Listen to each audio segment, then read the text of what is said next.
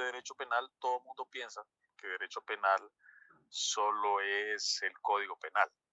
Y no, el Código Penal es una parte de lo que es el derecho penal. El derecho penal está conformado el derecho penal por lo que es el Código Penal, claro que sí, el Código Procesal Penal y todas las leyes penales especiales contenidas en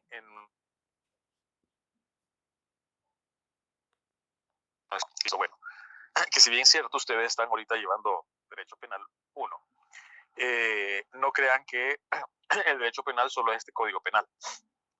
Por ejemplo, tenemos el Código Penal, que es la parte general de lo que es el derecho penal, pero también tenemos leyes penales especiales, como es perdón, el Código de la Niñez y Adolescencia. Es una ley penal especial que está contenida en el Código de la Niñez y va orientada más que todo a regular las acciones de los menores infractores, ¿no? Aparte que contiene otras disposiciones relacionadas con la niñez también, pero también hay un apartado dentro de lo que es el Código de la Niñez y Adolescencia, donde contiene aquellas conductas que en menores se llaman infracciones y que estos cometen, y cómo se va a castigar a estos menores infractores. Eso no lo van a encontrar ustedes en el Código Penal. También existe, por ejemplo, un apartado de leyes que se refiere al narcotráfico. ¿Okay? Entonces, esa es una ley penal especial de sustancias psicotrópicas, de ley contra estas sustancias psicotrópicas, o lo que normalmente se conoce la ley contra el narcotráfico. También tenemos, por ejemplo, una ley penal especial que habla acerca del lavado de activos. ¿Okay? Entonces, esta es una ley penal especial que habla sobre el lavado de activos. O sea, el lavado de activos, pues, es una actividad donde pues, se trata de legalizar dinero proveniente de actividades ilícitas, como ser narcotráfico, terrorismo, prostitución, etcétera, ¿no? Eso no lo va a encontrar en el Código Penal. Ahora bien, este Código Penal, en la actualidad, como ustedes saben, entró en vigencia el año pasado, ¿okay? A mediados del año pasado. En este Código Penal, pues se incluyeron ciertas conductas que están contenidas en otras leyes y hubo una reforma de forma expresa en este Código Penal. Por ejemplo, aquí en este Código Penal se reformaron, una vez que entró en vigencia, también se aprovechó de un solo para reformar lo que es el Código Procesal Penal en ciertos artículos. ¿Okay? Poco, por cierto, pero un par de artículos del Código Procesal Penal fueron reformados en la vigencia de esta nueva ley. También se reformó ciertos artículos de narcotráfico, de la ley especial de narcotráfico, y también se reformó ciertos artículos de la ley especial de lavado de activos o contra el lavado de activos. Todo esto para que tengamos claro si al final del artículo ustedes ven algunos artículos relacionados con el narcotráfico y lavado de activos, es porque se reformaron estas leyes, pero eso no quiere decir de que en el Código Penal estén contenidas estas leyes. Perdón. Sino que estas leyes se regulan en apartados especiales. ¿Y por qué se hace de esta manera? Bueno, se hace de esta manera porque a medida que la sociedad ha ido avanzando, pues también han surgido nuevos delitos, ¿no? Por ejemplo, en el tiempo de Roma, no existía el lavado de activos como lo conocemos en la actualidad, entonces no se regulaba ese delito. ¿Okay? El delito de narcotráfico, pues como tal lo conocemos, tampoco se regulaba, y por eso esas conductas, el legislador ha tenido a bien, en vez de engrosar el Código Penal, haciéndolo más gordito, por llamarlo de alguna manera, ha decidido pues crear leyes fuera del Código Penal que se le llaman leyes penales especiales. Pero que si no existieran estas leyes penales especiales, pues si no existieran de forma parte, pues formarían parte del Código Penal. Solo pues que sería mayor cantidad de artículos que contendría esta figura. Pero lo que hizo el legislador fue crear leyes penales especiales para tratar determinados temas. Por ejemplo, no sé cuántos de ustedes, o si ya están llevando lo que es familia, ¿no? Derecho de familia. Como todos sabemos, el derecho de familia existe lo que es el Código de Familia, ¿no? Este código de familia antes no existía como tal, sino que se estudiaba de forma directa del Código Civil. ¿Ok? ¿Qué significa eso? Significa que el legislador dijo, bueno, mejor vamos a sacar lo relacionado de familia y lo vamos a poner en una ley especial. Por eso el Código de Familia está separado del Código Civil, de ahí nace, pero está separado y está regulado en una ley especial. Por eso al Código de Familia se le conoce como una ley especial y al Código Civil como la ley general. ¿Estamos claros con eso? Si ustedes... gracias. Si ustedes miran el artículo 6 de su Código Penal, lo pueden ver, ahí dice que nos habla de las leyes penales especiales y me dice que los principios y garantías establecidos en el presente código deben aplicar a las leyes penales especiales. O sea, aquí en el artículo 6 ya hace un reconocimiento de que existen estas leyes penales especiales. Inclusive, el código penal, el código militar se considera una ley penal especial en cuanto regula ciertas conductas de los que están bajo el régimen militar. Ojo, no hay que confundirnos que el Código Penal Militar o el Código Militar se le va a aplicar a todos los militares en vez del Código Penal. No, se va a aplicar en aquellas conductas referentes al ejercicio militar. Ahora bien, si viene un militar y mata a fulanito, eso no lo va a regular el Código Militar, sino que lo va a regular el Código Penal. El Código Penal es una ley de aplicación general. Ya vamos a ver el ámbito de aplicación de la ley penal más adelante, y ese es uno de los últimos temas. Por cierto, que donde viene la parte práctica para este examen. Pero eso lo vamos a ver más adelante. Bien. Dígame. Buenas tardes. Entonces, puedo decir que el Código Penal Civil es de forma general. El Código Civil. Sí, el Código Civil es el amplio, como dicen, es el más grande, o sea, como que dice, el mayor, y después se desglosan los otros, ¿o no? ¿O cómo es la situación? Sí, el Código Civil es la ley general y el Código de Familia es la ley especial, ¿verdad?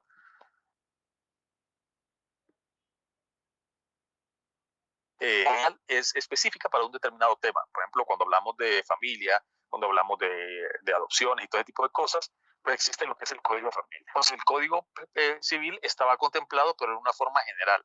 Ahora está contemplado de una forma especial en el Código de Familia. Entonces, como usted bien lo apunta, el Código de Familia, el Código Civil viene siendo la ley general y el Código de Familia la ley especial. ¿Cuál tiene más peso? Bueno, la ley especial. ¿Por qué? Porque la ley especial fue creada para determinado tema en particular. Si hay algo, por ejemplo, relacionado con familia, usted no lo va a consultar en el Código Civil, sino que lo va a consultar en el Código Familia, excepto que no esté contenido en el Código Familia, que es poco probable, entonces vamos a recurrir al Código Civil. Pero de lo contrario, siempre vamos a recurrir a lo que es el Código de Familia en temas atinentes a lo que es la familia, por supuesto. ¿Vale? Entonces, así sucede con el Código Penal. En el Código Penal vamos a tratar todos los delitos, excepto aquellos delitos especiales que estén contenidos en leyes penales especiales. Por ejemplo, el narcotráfico no lo vamos a tratar en el Código Penal, sino que lo vamos a tratar en la ley especial creada para la lucha contra el narcotráfico. Lavado de activos también no lo vamos a ver a través del Código Penal, sino a través de la ley especial contra el lavado de activos. Solo les hacía la observación, para que no hubiera confusión y pensaran de que había una contradicción en lo que les estaba diciendo.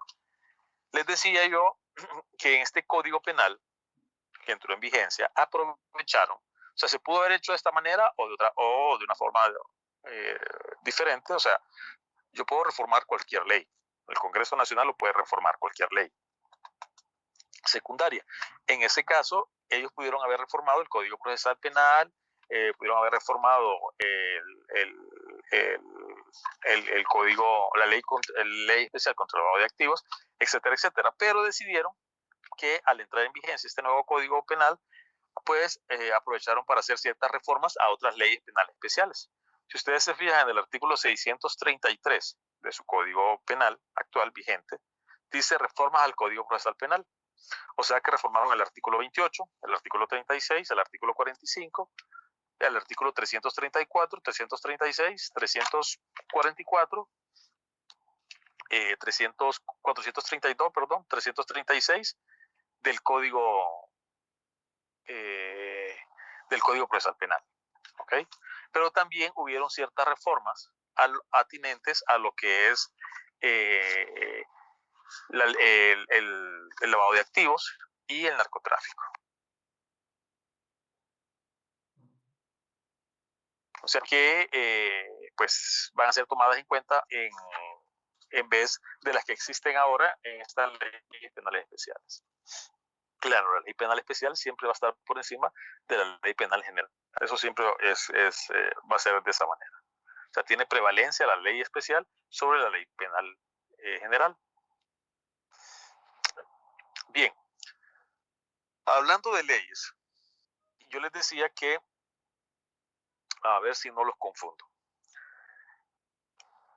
ese conjunto de leyes que conforman el sistema penal se le llama derecho penal objetivo. O sea, el derecho penal objetivo es todo aquel conjunto de normas que contiene un Estado para regular las conductas que se dan dentro de él, dentro del punto de vista penal, por supuesto.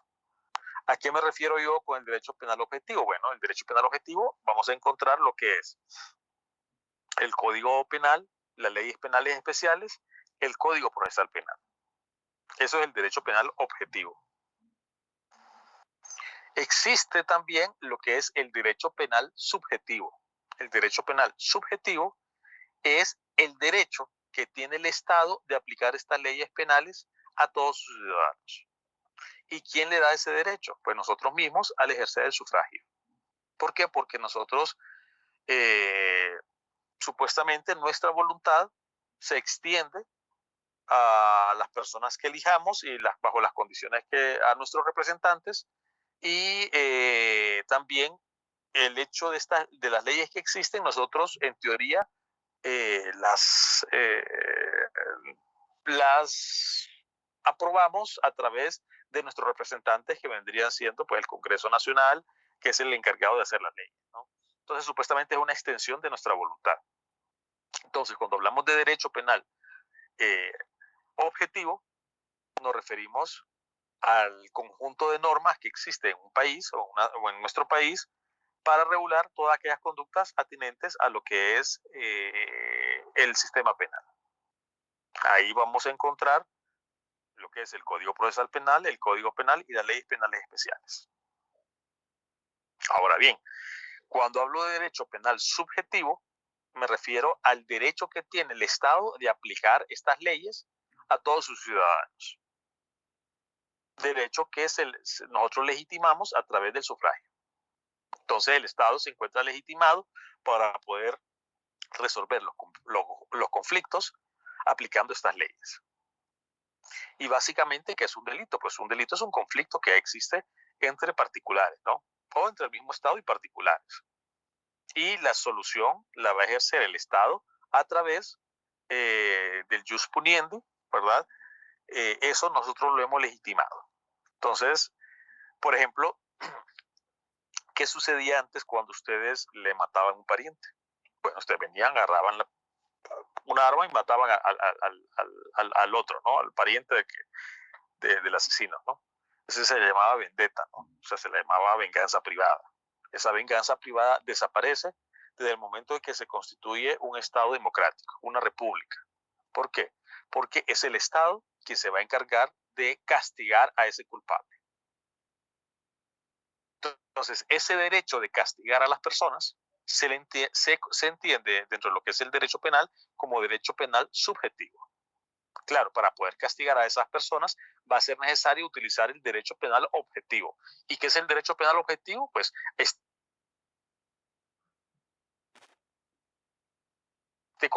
y este sistema penal está conformado por lo que es el Código Procesal Penal, las leyes penales especiales y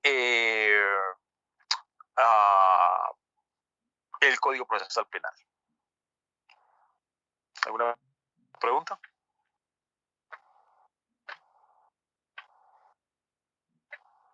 Ahora bien, sí, dígame. Entonces, el Estado aplica las normas, o sea, el Estado aplica las normas que nosotros le concedemos la autorización mediante el sufragio, ¿verdad? Así es. ¿Y qué normas aplica? Las que se aplican en el derecho penal objetivo. Exactamente, o sea, el derecho, por ejemplo, el derecho,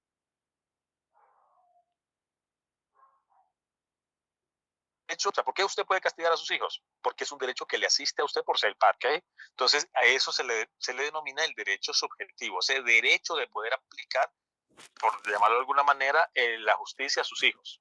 Ahora bien, ese derecho del Estado de aplicar las leyes se le llama derecho penal subjetivo. O sea, que es el derecho de poder castigar o de poder aplicar las leyes a todos los ciudadanos. Claro, ese derecho, el Estado se lo hemos dado nosotros mismos a través del sufragio. Supuestamente así funciona lo que es una república y una democracia. Ahora bien, ¿qué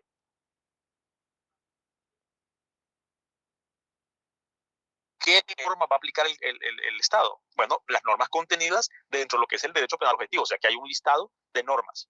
Y esas normas, ese conjunto de normas, se le llama derecho penal objetivo. ¿Hoy sí? ¿Un poco más claro?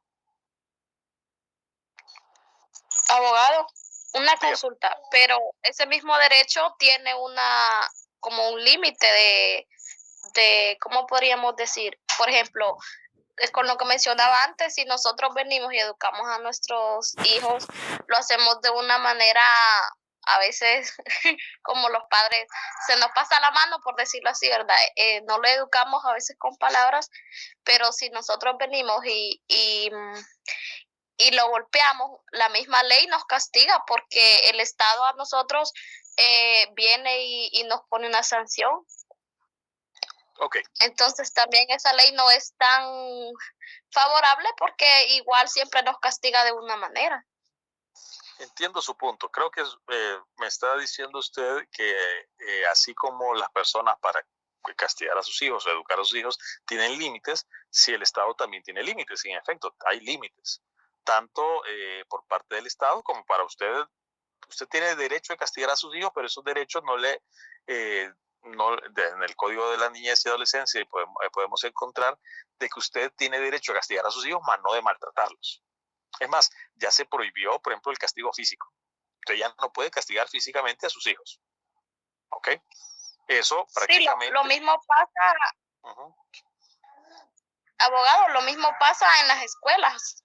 Antes, nos vamos a retroceder un poquito en el tiempo de antes, los maestros eran como padres, aparte de educadores. Ahora ya incluso hasta eso está prohibido, de que los maestros castiguen a los niños. Sí, o sea, esos son límites que tienen los ciudadanos con los derechos que tienen. Igual, el Estado como tal tiene límites. Y esos límites van a estar contenidos casualmente en el artículo 1 del Código Penal, en lo referente a lo que es el derecho penal, con el principio de legalidad. El principio de legalidad casualmente es el límite que tiene el Estado para poder ejercitar su derecho a castigar. Vamos a desarrollar dentro de poco en qué consiste ese principio de legalidad y cuáles son estos límites que el derecho penal tiene. No, o sea, el derecho penal tiene estos límites y no puede pasar de estos límites y va a estar regulado por el principio de legalidad. O sea, el principio de legalidad, por llamarlo de alguna manera, es como la camisa de fuerza, ¿no? Donde evita que el Estado cometa abusos. Así como las personas que tienen familia, o sea, hijos, pueden castigar de cierta manera a sus hijos, pero ese castigo tiene un límite. No puede cometer abusos. Por ejemplo, una persona no puede quemar la mano de un niño en el fuego porque le cogió dinero, ¿no? O porque le robó, entre comillas, dinero. O porque se portó mal o dijo una mala palabra, lavarle la boca con jabón, ¿no? Eso no se puede. No se debe hacer. Se puede, pero no se debe hacer porque eso ya transgrede, ¿cómo se llama? Los derechos del niño y lógicamente pues hay un límite, o sea, hay un límite a ese castigo. Al igual, en el derecho penal está limitado por el principio de legalidad, que ya lo vamos a ver, como les digo, ya en un momento. Antes de pasar a eso, quería decirles de que en el derecho penal objetivo encontramos una subdivisión Y ese derecho penal objetivo yo les dije que es el conjunto de normas dentro del derecho penal. Ese conjunto de normas la podemos dividir en dos partes. Así como una moneda tiene dos caras, el derecho penal tiene dos caras, que es el derecho penal sustantivo y el derecho penal adjetivo. El derecho penal sustantivo, como lo dice la palabra, sustancia, ¿no? Es aquel que contiene las conductas que se consideran delitos y sus penas. ¿Y dónde encontramos eso? Eso lo encontramos en el Código Penal y leyes penales especiales. Por ejemplo, el violar, robar, matar, homicidio, asesinato, violación. Todos estos delitos están contenidos en el Código Penal. Narcotráfico, lavado de activos, pues en las leyes penales especiales. Ese conjunto de normas que me dice cuáles son las conductas que se consideran delitos y que a la vez me dice cuáles son las sanciones o penas que se le va a aplicar, es lo que conocemos como derecho penal sustantivo. Todo ese conjunto de normas. Si alguien me dice, bueno, deme un ejemplo de derecho penal sustantivo, inmediatamente le digo, Código Penal, Código de la Niñez y Adolescencia, la ley contra el lavado de activos, ley contra el narcotráfico, que no se llama así, sino que tiene un nombre más largo, pero para resumirlo, esos son leyes penales que conforman lo que es el derecho penal sustantivo. Ahora bien, si alguien me dice, bueno, entonces, ¿cuál es la diferencia entre el derecho penal sustantivo y el derecho penal adjetivo? Bueno, simple. El derecho penal sustantivo contiene las conductas que se consideran delitos y sus sanciones. Y el derecho penal adjetivo contiene lo que es el procedimiento de cómo vamos a castigar a las personas que hayan infringido estas normas. O sea que el procedimiento está contenido en el Código Procesal Penal. Entonces, que conforma lo que es el derecho penal adjetivo. ¿Sí? Siempre, si lo que queremos ver desde un punto de vista orgánico, podemos decir lo siguiente. El cuerpo es la sociedad, ¿no? Entonces, vamos a suponer que la sociedad tiene alguna enfermedad. Entonces, vamos a aplicarle una medicina a esa enfermedad. La medicina, esa sustancia que está que se le va a aplicar al ser humano, es lo que se considera derecho penal sustantivo. Básicamente el Código Penal y las leyes penales especiales. Ahora bien, ¿cómo le voy a administrar esa medicina al cuerpo? Bueno, a través de una jeringa, de una inyección. Esa inyección, esa jeringa, es el vehículo por el cual voy a introducir la medicina dentro del cuerpo, que es lo que conocemos como Código Procesal Penal. ¿Sí? ¿Qué es la que va a determinar cuánta sustancia va a aplicar? El procedimiento, exactamente. ¿Cuál es el procedimiento que vamos a seguir? Si me dan un segundito, jóvenes, un minuto, denme, por favor. Ya los atiendo. Con gusto. El vehículo o instrumento para poder aplicar la ley penal. No puede haber en un sistema penal, jóvenes, el Código Penal sin el Código Procesal Penal. Prácticamente no se pudiera aplicar. Porque ¿de qué sirve que yo les diga a ustedes el hecho de matar a una persona se le va a denominar homicidio, va a tener una pena de 9 a 13 años o de 10 a 15 años? Sí, no sabemos cuál es el procedimiento que se va a seguir. Entonces, el Código Procesal Penal, como mencionaba la compañera, nos da el procedimiento. Por ejemplo, ¿quién nos dice a nosotros que la persona que está siendo acusada por un delito tiene derecho a un abogado? Bueno, realmente a 3. Pero ¿quién me dice eso? El Código Procesal Penal, que tiene derecho a la defensa. ¿Quién me dice que nadie puede ser condenado si no es vencido en un juicio justo? El Código Procesal Penal. ¿Quién me dice que se presume la inocencia de la persona hasta que se demuestre lo contrario? El Código Procesal Penal. Entonces, ¿quién me dice cómo vamos a juzgar a esa persona? ¿Cuál es el tiempo que puede estar privada de libertad por mientras dure el proceso? ¿Cuáles son las etapas en que se van a seguir y cuáles son los pasos que se van a seguir y quiénes son los que se van a juzgar? Bueno, el Código Procesal Penal. Entonces, si solo estuviera el Código Penal, prácticamente estaríamos desarmados porque, ok, Pedro cometió homicidio, perfecto. Bueno, o se le acusa, mejor dicho, de homicidio. Ajá, ¿y cómo determinamos cuántos años va a estar? O sea, ¿cómo vamos a determinar qué pena se le va a aplicar? Ya sabemos que el Código Penal me dice que es de 10 a 15 años. o de 15 a 20. Pero, ¿cuál es el procedimiento que se va a seguir? Bueno, el Código Procesal Penal me da todas esas directrices. Por eso, cuando hablamos del derecho del sistema penal, cuando hablo de Código Penal, siempre piense en leyes penales especiales, para no estar repitiendo. Las leyes penales especiales conforman lo que es el derecho penal sustantivo junto con el Código Penal, ¿no?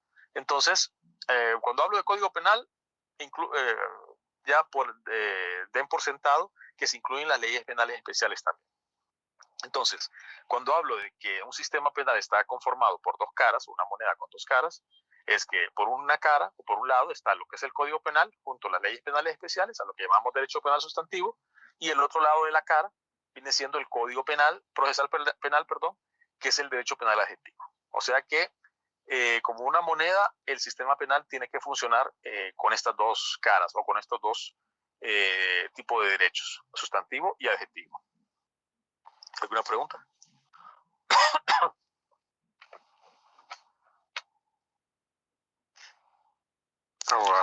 Sí, dígame. Entonces, prácticamente en el derecho penal sustantivo lo único que contiene son las sanciones, ¿no?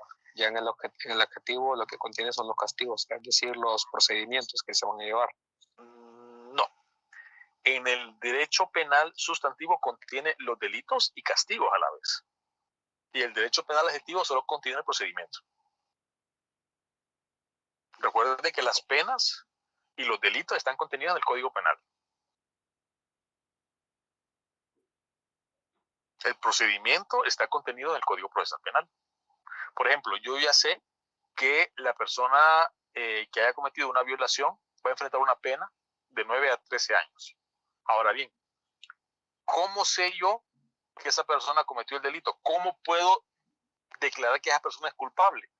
Primero tengo que vencerla en un juicio. ¿Y quién me dice que tengo que vencerla en un juicio? El Código Procesal Penal. Es más, quien va a determinar la pena de entre 9 y 13 años va a ser un tribunal de sentencia, o va a ser un grupo de jueces, o va a ser un juez. Entonces, ¿quién me dice eso? El Código Procesal Penal. O sea, ya está establecido qué es delito y ya está establecido cuál es la pena para ese delito. Pero, ¿cómo vamos a llevar a la justicia a esa persona y vamos a dilucidar si es inocente o culpable o castigarla? Y la pena inclusive que se va a aplicar, que es la que ya me dice el Código Penal, es el Código Procesal Penal. O sea, no nos confundamos con cuando digo que aplicar la pena o cuál es la pena que se le va a aplicar. La pena ya está establecida. Hay un mínimo y un máximo en el Código Penal. O sea, de 9 a 13 años, por ejemplo. Ahora bien, ¿quién es el que va a decidir de acuerdo a las pruebas, a las atenuantes, a las agravantes? ¿Cómo se llama? ¿Qué pena se le va a aplicar? Bueno, va a ser el órgano jurisdiccional. Pero cuando hablo de que el derecho penal sustantivo está conformado por el Código Penal, ahí estoy incluyendo delitos y penas. Cuando hablemos de Código Penal y leyes penales especiales, siempre recuerden esto, delitos y penas. Ahora bien, el procedimiento para poder determinar si esa persona es culpable o inocente es el Código Procesal Penal. Abogado. Mande. Entonces, es diferente el Código Penal y es otra cosa el Código Procesal Penal. Así pero van juntas. Exactamente, son dos caras de la misma moneda. Son correcto. La misma moneda, pero con dos caras. Usted lo acaba de resumir muy bien. Le estoy haciendo aquí un marco teórico con sus palabras y sí, hasta lo dibujé la cara y puse una cara de un lado que es Código Penal, que ahí donde van los delitos y las penas, y en la otra cara va el Código Procesal Penal, que es el procedimiento de cómo castigar. Entonces, exacto. Eso quería que quede claro. Muchas gracias. Gracias a ustedes. Y en efecto, así es. O sea, no podemos castigar a alguien sin un procedimiento. Y no podemos tener solo con el procedimiento si no tenemos los delitos y penas. Entonces, uno funciona con el otro. ¿Alguna otra pregunta?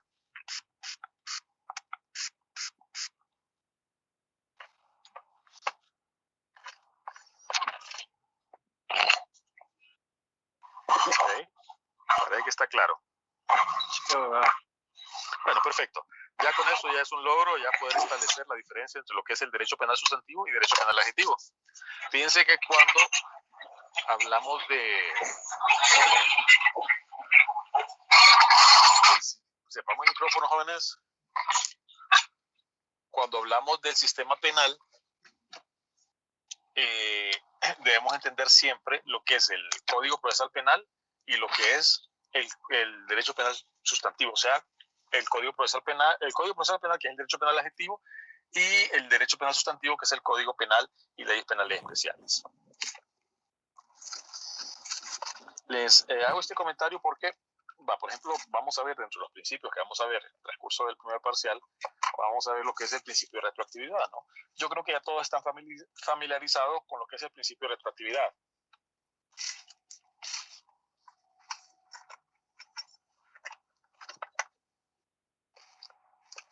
¿O no? No, Ok. personal No, no. abogado. Básicamente sería que no se le puede castigar a la misma, o no. Bueno, no, creo que sí.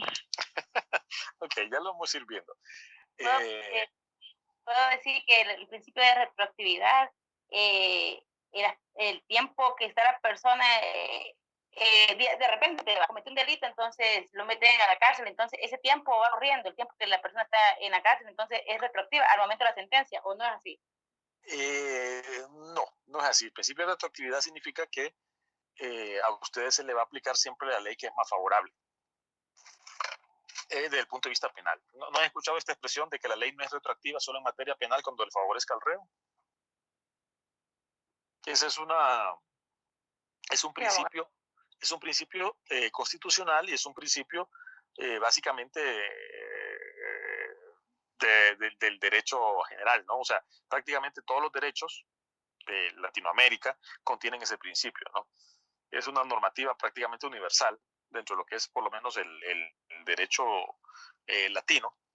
Recordemos que Honduras, al igual que Centroamérica y muchos países de Sudamérica, seguimos lo que es el derecho latino. Latino no por Latinoamérica, sino derecho latino por Roma, por el derecho romano, ¿no? Recordemos que en el mundo occidental, o sea, lo que es Europa y América, hay dos tipos de derecho, lo que es el derecho latino y el derecho anglosajón.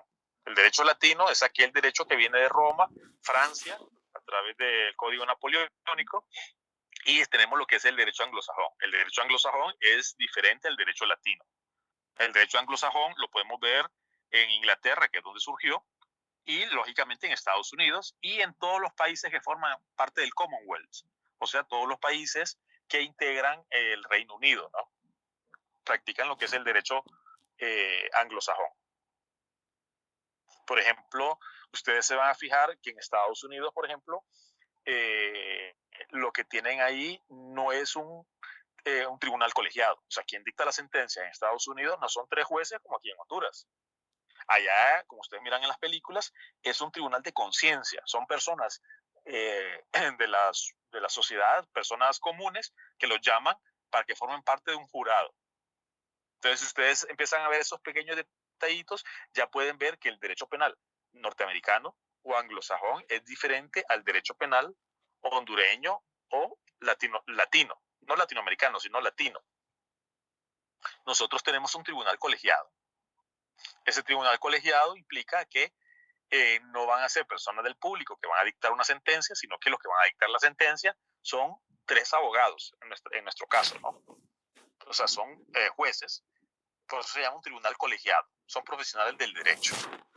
¿Qué tribunal es mejor? Pues bueno, eso ya es discutible, ¿no? O sea, hay puntos a favor y puntos en contra, tanto de uno como del otro. ¿Verdad?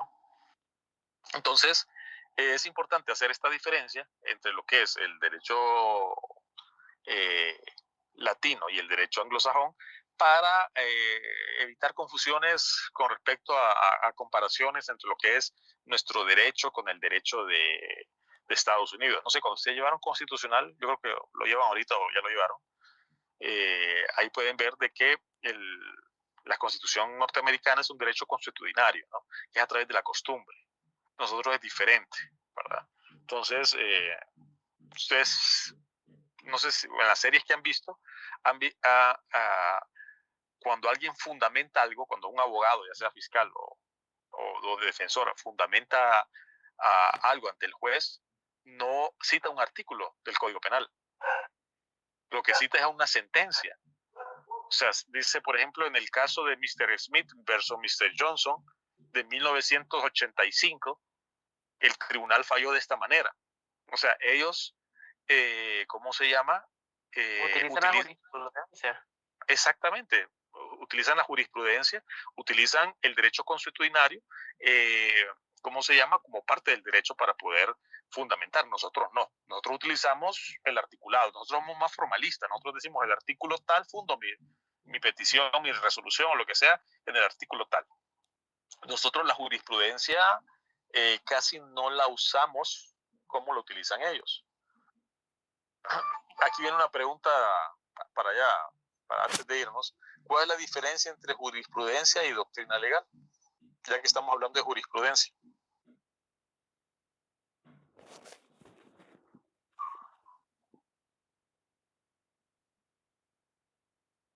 ¿Alguien se acuerda en lo que llevó introducción al estudio del derecho?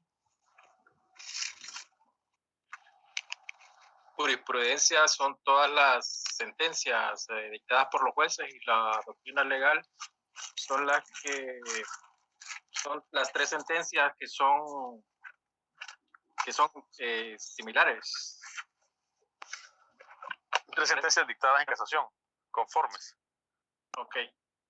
Ok, ¿están de acuerdo, jóvenes? La doctrina, se le da el nombre de doctrina a los estudios de carácter científico, teórico, que los juristas realizan para hacer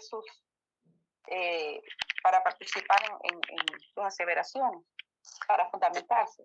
Sí, esa es una definición general de lo que es doctrina, pero de acuerdo a nuestra legislación, la definición de doctrina legal vendría más apuntada a lo que mencionó el compañero, con ciertas modificaciones que hay que hacerle, pero básicamente es eso. ¿Quién le dio introducción a usted, compañero? La abogada Paula Bonilla. Ok, muy bien. Hago la diferencia entre lo que es jurisprudencia y doctrina legal porque durante muchos años en la Facultad de Derecho, yo fui producto de eso también, se nos había enseñado que jurisprudencia eran tres sentencias conformes, dándonos la definición o confundiendo la definición de jurisprudencia con doctrina legal. Bueno, me alegra que ya estén haciendo el cambio, porque hasta inclusive el año pasado yo hacía esta pregunta y siempre me daban la respuesta equivocada, me decían que doctrina legal, mejor dicho, que jurisprudencia eran tres sentencias conformes.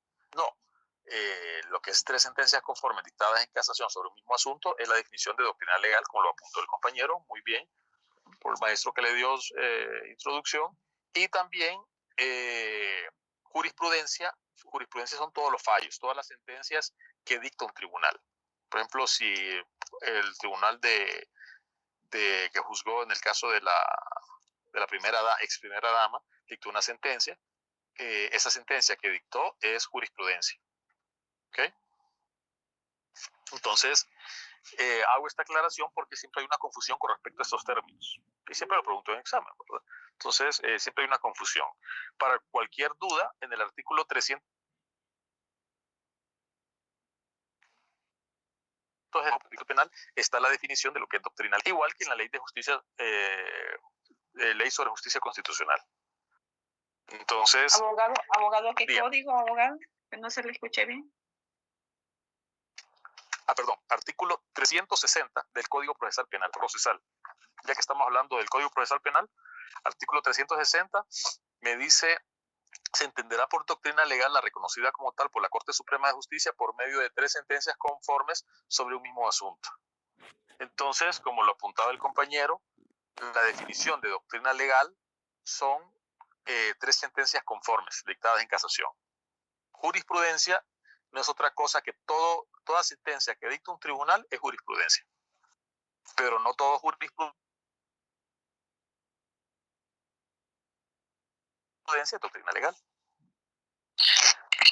Disculpe, se escuchó entrecortado ahí, si puede repetir, por favor. Sí, les decía que doctrina legal son 3 sentencias conformes dictadas en casación sobre un mismo asunto. Y que jurisprudencia son todas las sentencias que dicta un tribunal. Por ejemplo, cualquier fallo que dicta un tribunal es jurisprudencia. Consulta, abogado, pero bueno, como cada materia es diferente, por ejemplo, yo sé que estamos en penal, pero, por ejemplo, en primera instancia el juzgado penal dicta una sentencia, luego se remite a, esta puede confirmarla o darle vuelta, indistintamente se la confirme o no, siempre va a ser doctrina legal. Ok, estamos hablando en derecho penal, ¿no? Hola, sí. Compañero.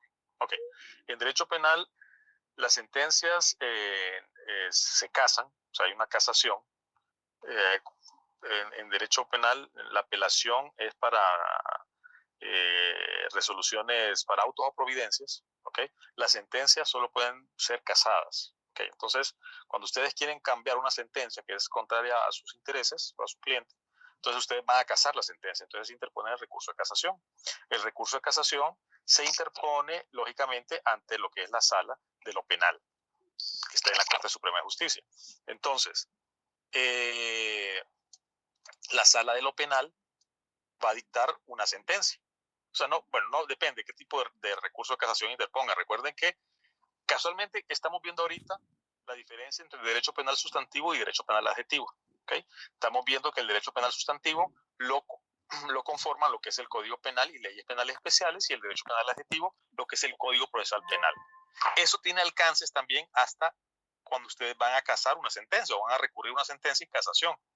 Ustedes pueden recurrir la sentencia en casación porque se violentó un principio constitucional o una ley penal, sea especial o general, o porque se violentó el procedimiento. Y la resolución de la sala va a ser diferente. ¿Qué significa eso? Que si vengo yo y digo, mire, sala de lo penal, fíjese que este juicio se violentó el procedimiento. En el juicio del tribunal inferior se violentó el procedimiento en el juicio. Se violentó tales y tales principios procesales. O sea, estamos hablando de que se violentó el Código Procesal Penal, en pocas palabras. Entonces, ¿qué fue lo que ocurrió con la ex primera dama? O sea, con el caso de Roselena. ¿Qué fue lo que sucedió en el caso de Roselena? Hubo una sentencia condenatoria, como todos conocemos, y los abogados de la ex primera dama interpusieron un recurso de casación. Lo pudieron haber interpuesto por 2 cosas, porque se violentó una norma sustantiva o porque se violentó una norma adjetiva.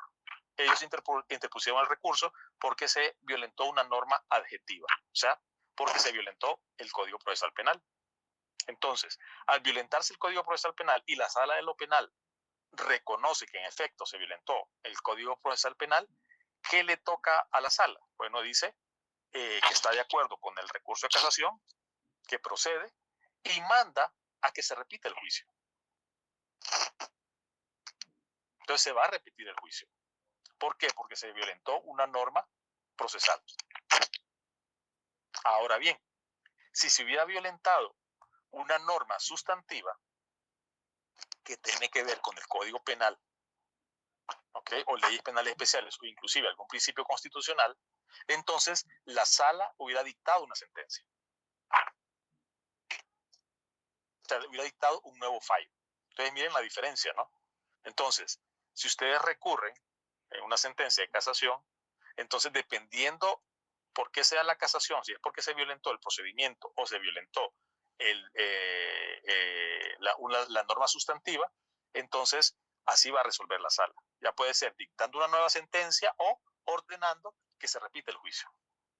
Entonces, si la sala de lo penal dicta una nueva sentencia, quiere decir que es por que se violentó la norma sustantiva, entonces esa sentencia que dicta la sala va a ser jurisprudencia.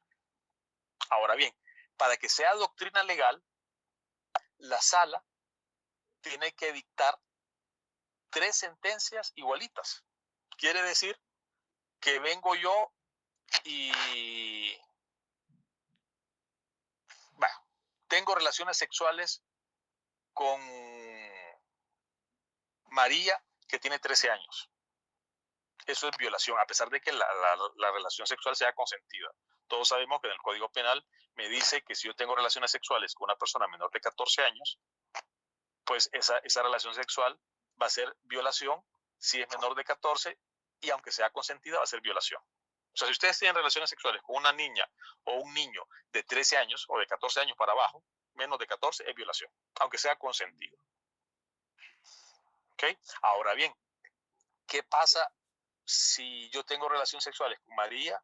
Soy de un pueblito, tengo 20 años, María tiene 13, me la llevo a vivir juntos, vivimos juntos y tenemos relaciones sexuales. Pues eso va a ser violación. Me van a acusar por el delito de violación y me van a condenar por el delito de violación. Perfecto. Pudiera ser que ya en la sala que alguien case la sentencia, no esté de acuerdo con la sentencia condenatoria, mis abogados defensores, y que en la sala de lo penal digan, bueno, si bien es cierto, el código penal dice que eso es un delito de violación, pero este caso es un caso especial por esto, porque, ¿cómo se llama? Es la costumbre, si bien es cierto, la costumbre no está encima de la ley, pero la intención del delito de violación es porque la persona se aprovecha de su condición, eso es algo que se acostumbra en esos lugares, etcétera, etcétera, etcétera. Pudiera la sala de lo penal decir, no hay delito. Vamos a suponer que diga que no hay delito. ¿Ok? Entonces, eso es jurisprudencia. Pero vuelve a pasar el mismo caso. Ahora ya no soy yo con María, sino que es Paco con Juana. El mismo caso.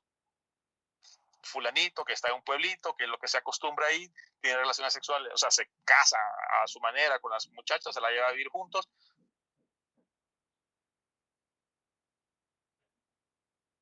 Tiene condenado, va a la sala de lo penal, la sala de lo penal dice, no, esto no es violación, ya van 2 casos. Y vuelve a pasar un tercer caso, igualito.